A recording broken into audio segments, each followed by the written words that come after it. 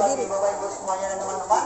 Selama kita masuk atau berada di dalam museum, ada beberapa peraturan yang wajib ditaati. Di antaranya selama berada di kawasan museum, baik di dalam maupun di luar ruangan, teman-teman semua dilarang untuk merokok, baik itu konvensional maupun elektrik, dikarenakan area museum ini merupakan area publik yang ramah bagi anak dan bebas asap rokok. Dan yang kedua, dilarang membawa makanan dan minuman ke dalam ruang pamer. Yang ketiga, dilarang menyentuh koleksi, baik itu patung maupun koleksi fosil yang berada di dalam museum nantinya. Setelah itu, baik teman-teman maupun Bapak Ibu semuanya yang ingin mendokumentasikan kegiatan nanti, baik itu berupa foto, membuat video, ataupun membuat konten untuk media sosial, diperbolehkan, asalkan flash HP-nya tolong dimatikan atau disetting untuk tidak menyala atau tidak dalam mode otomatis, dikarenakan beberapa spot atau beberapa ruang memang redup cahaya. Nah, atau selanjutnya, dilarang membawa tas ransel berukuran besar. Jika sudah terlanjur bisa dititipkan di sebelah kanan, namun untuk barang berharganya silakan dibawa. Yang selanjutnya, dilarang membuang sampah, dan yang tidak kalah pentingnya, teman-teman semua dilarang membawa hewan peliharaannya. Nggak ada yang membawa hewan peliharaan? Nggak ada? Kutu rambut juga nggak ada ya? Nah, oke. Sebelum kita masuk, di sini ternyata ada passwordnya nih. Jika saya sebut Museum Smedok, tangannya bisa seperti ini. Bapak Ibu semuanya, tangannya seperti ini nih. Tangannya seperti ini. Nah, ini adalah simbol temuan gajah yang paling banyak ditemukan di situs Smedo. Ini senada dengan lambang Museum Smedonya sendiri, bisa dilihat di sana. Nah, itu ada siluet manusia purba ataupun ada siluet gajah purbanya.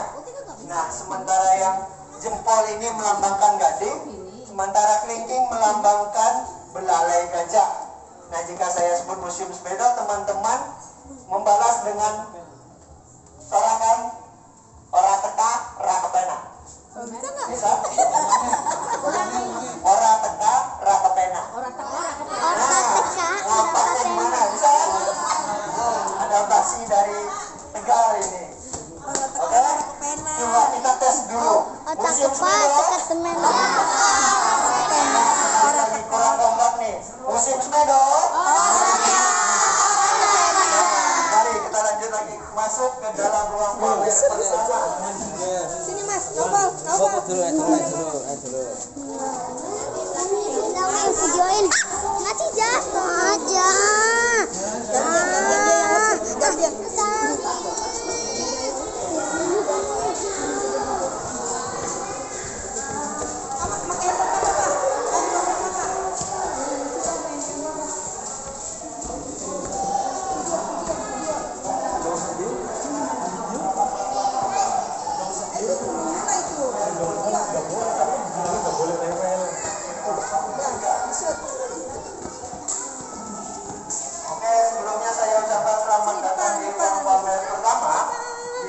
Di Museum Smedo terdapat 3 ruang pamer, yang ruang pamer 1, 2, dan 3, yang semua itu menjelaskan mengenai proses evolusi, mulai dari evolusi lingkungan, manusia hingga budayanya yang terjadi mulai sekitar 2,4 juta tahun yang lalu. Nah, sementara yang kita lihat sebelum masuk ke sana, ini adalah pengantarnya, bagaimana proses alam semesta itu terbentuk. Teman-teman semua pernah meniup balon? Niup balon awalnya kita tiup mulai dari kecil, kemudian kita tiup terus, kemudian menjadi besar, dan jika kita paksa, balonnya akan meledak atau meletus. Nah, seperti itulah gambaran penciptaan atau terciptanya alam semesta ini berdasarkan berawal dari atom kecil yang memanas, kemudian membesar, lalu meledak atau meletus, yang terjadi sekitar 13,7 miliar tahun yang lalu. Nah, hasil ledakannya itu berupa bintang, debu kosmik, planet maupun galaksi yang ada di langit. Nah, salah satunya galaksi itu adalah galaksi Bima Sakti. Mari kita lanjut lagi ke bagian selanjutnya. Nah, ini di sana di bagian kiri teman-teman semuanya, itulah gambaran galaksi Bima Sakti. Yang di dalam galaksi Bima Sakti itu masih ada sebuah sistem yang bernama solar system atau tata surya, yang dimana seluruh planet ini mengitari atau mengelilingi matahari. Iya emang. Nah, kita tinggal di planet apa sekarang? Bumi. Nah, planet bumi warnanya? Kenapa warnanya biru? Nah, karena permukaannya sebagian besar merupakan wilayah laut. Nah, semuanya ini di galaksi Bima Sakti itu sendiri masih terdapat sekitar 200 sampai 400 miliar bintang yang ada di langit. Nah, yang berada di galaksi Bima Sakti. Nah, kita fokusnya ke bumi. Planet bumi itu mulai mendingin setelah terjadi ledakan dahsyat itu sekitar 4,5 miliar tahun yang lalu. Itu Indonesia. Bahkan sekitar Itu bumi. 1200 juta tahun yang lalu, semua daratan yang ada di bumi dulunya pernah menjadi satu atau bersatu membentuk satu daratan yang luas yang bernama Pangea atau super benua.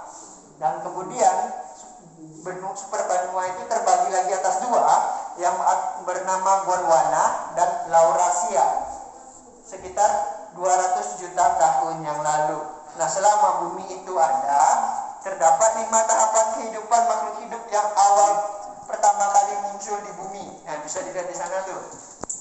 Yang pertama itu adalah mikroorganisme sekitar 600 juta tahun yang lalu. Kemudian berevolusi atau munculnya hewan-hewan ikan di wilayah perairan. Yang kedua yang ketiga munculnya hewan reptil, mamalia dan hewan vertebrata yang berukuran besar.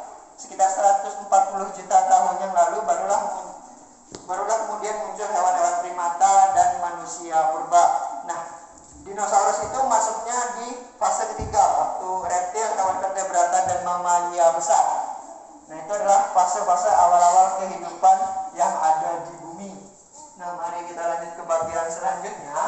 Nah, ini adalah pembentukan Kepulauan Nusantara atau Indonesia. Dulunya Pulau Sumatera, Kalimantan, dan Jawa itu ada daratan yang saling menghubungkan mereka. Bahkan mereka tergabung dengan benua Asia. Sementara wilayah Papua dan benua Australia dulunya ini bergabung menjadi satu. Atau Papua ini sekarang dulunya berasal dari sebelah selatan. Sementara yang di sini berasal dari sebelah tenggara. Nah, itu adalah gambaran bagaimana pembentukan Kepulauan Nusantara, termasuk Pulau Jawa. Nah, inilah menjadi salah satu kenapa dinosaurus itu tidak ditemukan di Pulau Jawa. Dikarenakan pada dinosaurus itu waktu masih hidup, Pulau Jawa ini belum ada atau belum terbentuk sepenuhnya. Bahkan Pulau Jawa itu yang pertama kali muncul ke permukaan adalah Jawa bagian barat sekitar 2,4 juta tahun yang lalu. Sedangkan Jawa Tengah dan Jawa Timur masih berada di bawah permukaan air laut atau tenggelam. Nanti di ruang pamer 2 kita akan melihat bukti bahwa dulunya lingkungan ini atau Tegal dan sekitarnya, bahkan museum ini dulunya pernah berada di bawah laut. Kita akan melihat fosil-fosil mulai dari terumbu karang, ada fosil kerang, ada fosil gigi ikan hiu, bahkan ada fosil ekor ikan pari. Nah, barulah Pulau Jawa yang kita lihat seperti saat ini yang ada di dinding itu muncul atau terangkat sepenuhnya sekitar 1,65 juta tahun yang lalu. Barulah Pulau Jawa itu berbentuk seperti ini. Dan bahkan pada catatan Belanda sewaktu menjajah Indonesia, daratan yang terakhir bergabung dengan Pulau Jawa itu adalah daratan yang berada di sekitar Gunung Muria. Nah, itu adalah daratan yang terakhir bergabung dengan Pulau Jawa. Nah, setelah Pulau Jawa itu terangkat sepenuhnya, barulah ada makhluk hidup yang berdatangan ke Pulau Jawa. Khususnya adalah manusia purba dari Afrika ini yang muncul dari Afrika sekitar 7 juta tahun yang lalu, kemudian menyebar ke seluruh belahan dunia. Nah, mereka itu menyebar memanfaatkan keadaan alam sekitar atau fenomena alam. Surutnya permukaan air laut, mereka juga bapak surutnya permukaan air laut sekitar 80 sampai 100 meter yang menyebabkan banyaknya daratan yang muncul atau yang kita kenal dengan zaman es. Nah, ini adalah salah satu makhluk hidup atau makhluk yang hidup pada zaman itu. Nah, ini ada yang tahu namanya apa? Singa, apalagi? Harimau, macan. Nah, namanya adalah kucing besar purba. Kucing besar ya, macan harimau itu masuk spesies kucing sebenarnya, tapi berukuran besar. Kalau kucing sekarang kan kecil tuh. Nah ini adalah masuk famili atau keluarganya kucing. Teman-teman pernah nonton film Ice Age nggak? Enggak. Ice Age yang ada mamut itu? Enggak. Nah ini adalah temannya. Kalau belum coba nonton film Ice Age yang macan. Oh, coba nonton. Ada filmnya. Nah yang ada gajah besar. Nah ini adalah macan atau temannya. Banyak nonton Nah Ice itulah film Ice Age. Nah mari kita lanjut lagi ke bagian selanjutnya.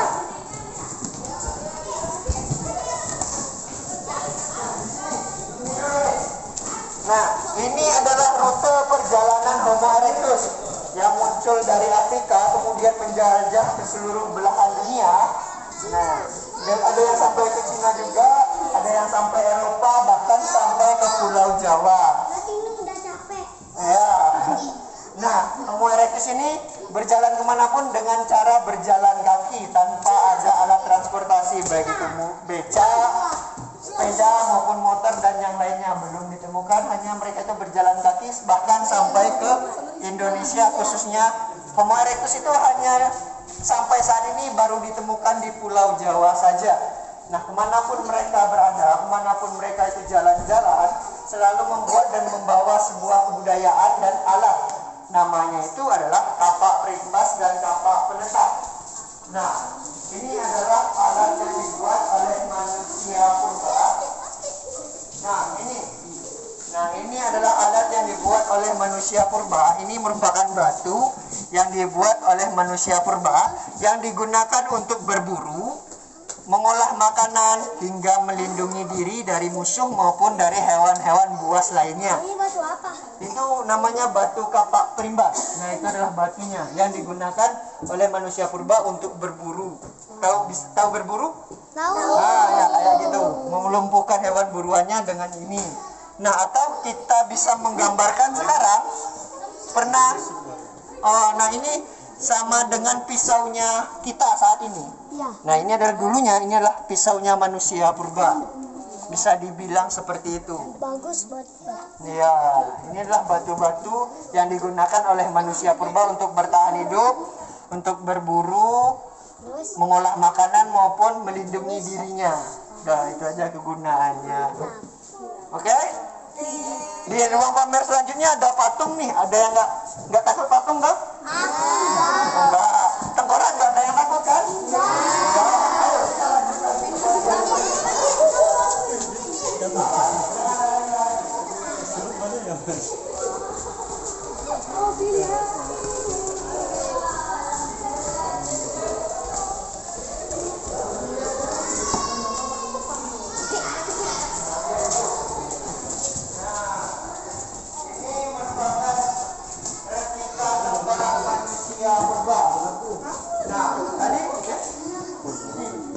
Bentar ya.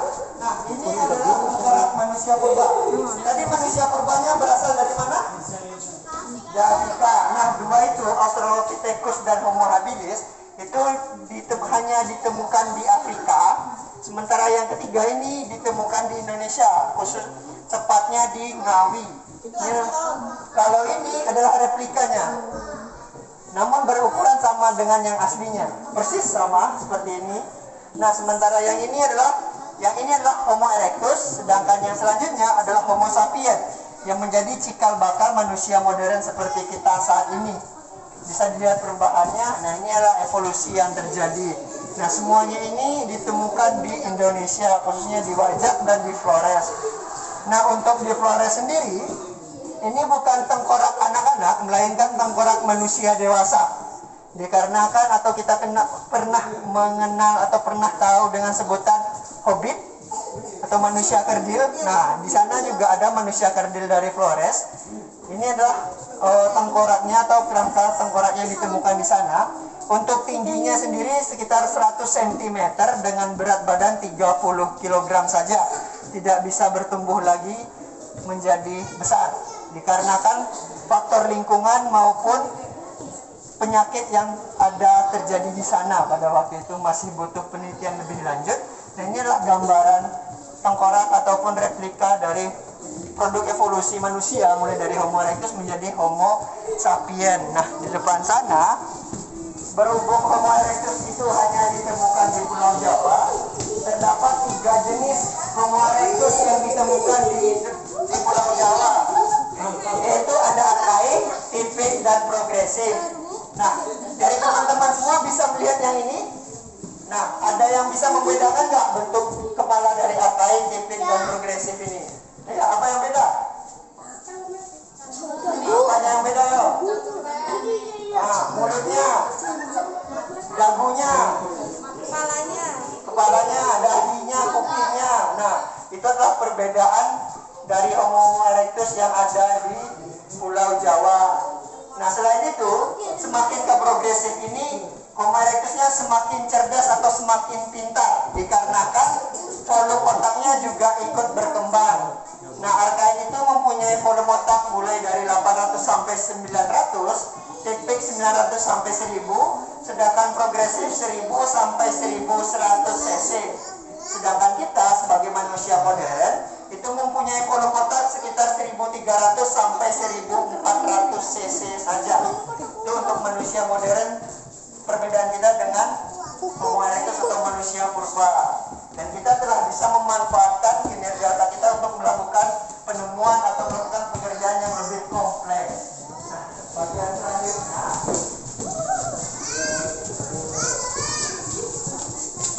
nah, ini adalah 2 orang peneliti ceritanya yang sedang ingin meneliti atau menemukan fosil-fosil yang terkubur di dalam tanah. Nah, bapak-bapak ini pekerjaannya berupa arkeolog. Nah, arkeolog itu melakukan penelitian dengan cara melakukan penggalian yang bernama ekskavasi di situs Semedo. Nah, ini adalah gambarannya. Para peneliti mencari fosil. Nah, mari kita lanjut lagi ke bagian selanjutnya. Nah, di bagian kiri teman-teman itu adalah para penemu atau pelopor fosil. Nah, sekarang di bagian kanan ini adalah proses penelitian atau gambaran penelitian yang ada di situs Semedo. Nah, sementara yang di sini teman-teman semua yang itu adalah semua fosil-fosil yang ada di sekitar Semedo. Nah, itu adalah museum kita, atau saat ini kita sedang berada di museum di sekitarnya. Nah, yang merah-merah itu adalah atap atau rumah. Bukan, itu aliran sungainya. Ini sungai. Sementara yang berwarna-warna itu adalah titik temuan fosil-fosil yang ditemukan. Itu orang yang ambil ini gelang aku Mohon maaf, teman-teman, jangan disentuh ya. Disentuh ini. Nah, mari kita lanjut lagi ke bagian selanjutnya. Bisa melihat bisa. Bagian atas. Nah, itu adalah temuan fosil pertama manusia purba yang ada di Semedo. Yang ditemukan adalah bagian tengkorak bagian dalam dan tengkorak atas bagian dalamnya yang melindungi otak manusia purba. Udah belum? Ini pegang di sini nih. Nah, ini. Nah, yang bagian dalamnya ada